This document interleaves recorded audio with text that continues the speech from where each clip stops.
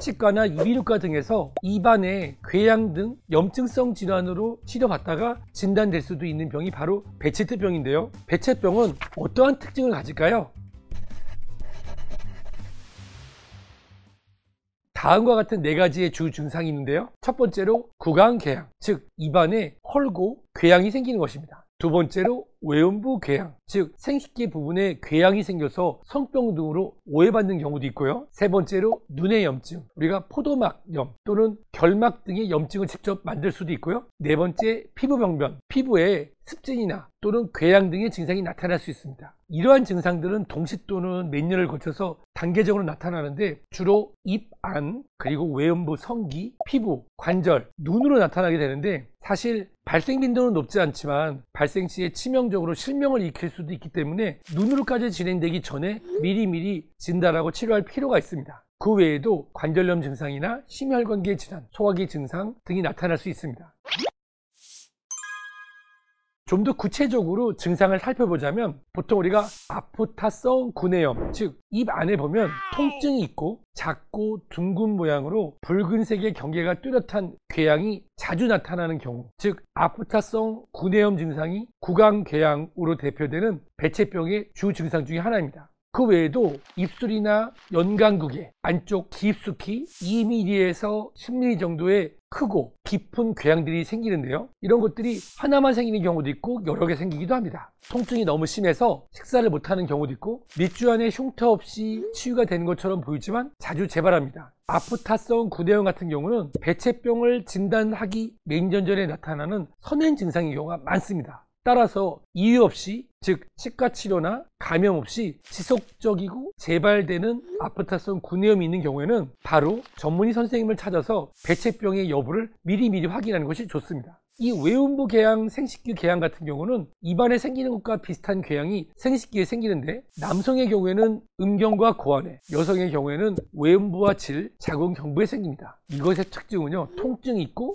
입안에 생기는 것보다 깊고 크기가 큽니다. 마치 종이에 구멍을 뚫는 펀치기계로 뚫는 듯한 경계가 명확하고 일반적으로 여성에서 궤양의 크기가 큰 편인데요. 재발은 하지만 구강궤양보다 빈도가 적고 많은 분들이 성병이라고 생각해서 치료를 숨기거나 비뇨의학과 등에 가서 치료받고 자연적으로 호전되면 더 이상 크게 생각 안 하고 진단을 받지 않아서 악화되는 경우도 많습니다. 배체병으로 인해 눈에 생기는 염증으로 후포도막염 또는 홍채 섬유체염 등이 있는데요. 이런 것들은 염증이 지속적으로 발전되는 경우에는 시력을 잃을 수도 있고 또 고름 등이 생기면서 실제로 결막염이 악화되기도 합니다. 자, 망막이 염증에 노출되면 시야가 흐려지면서 과민성을 보이고 또 맥락, 망막염이 생기게 됩니다. 눈의 염증은 구강이나 생식기처럼 자연 치유되기도 하지만 반복되면서 완전히 실명에 이를 수도 있습니다. 피부병변 같은 경우는 결정 홍반이나 다형 홍반 발진 등이 나타나고요. 어떤 경우에는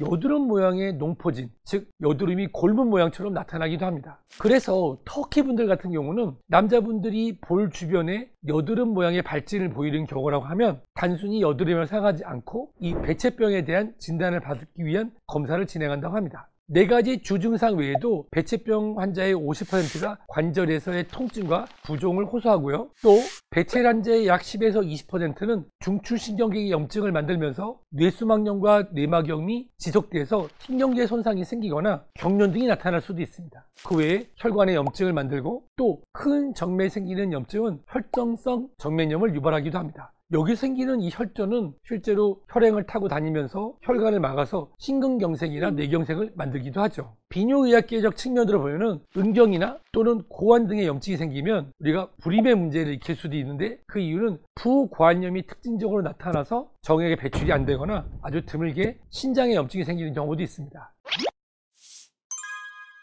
진단은 임상, 양상이 다양하고 또 아직까지 국제적으로 표준화된 혈액 검사가 없기 때문에 피부과, 안과, 이비인후과, 내과, 그리고 비뇨의학과 등 연관 전문의들의 포괄적인 접근이 필요합니다. 배체병 진단을 위해서 1987년 일본의 배체병 연구위원회에서 제시한 기준이 실제 임상에서 널리 사용되고 있는데요. 여기를 잘 보면 1990년 International Study Group of Behçet Disease, 즉 ISGBD의 진단 기준에는 구강궤양이 없는 배체트병은 더 이상 베체트병으로 진단할 수 없으며 이상과민 반응 검사가 양성률이 낮은 국가에서의 이상과민 반응 자체가 큰 비중이 될 수 없다는 점, 즉 피부 안쪽에 주사를 놔서 반응이 없는 경우에도 실제로 베체병으로 진단이 가능하다는 점, 굉장히 어렵게 들릴 수도 있겠지만 베체병 진단을 위해서는 어떠한 다른 검사보다는 이 구강의 궤양이 있는 것이 가장 중요한 진단의 열쇠가 된다는 것입니다.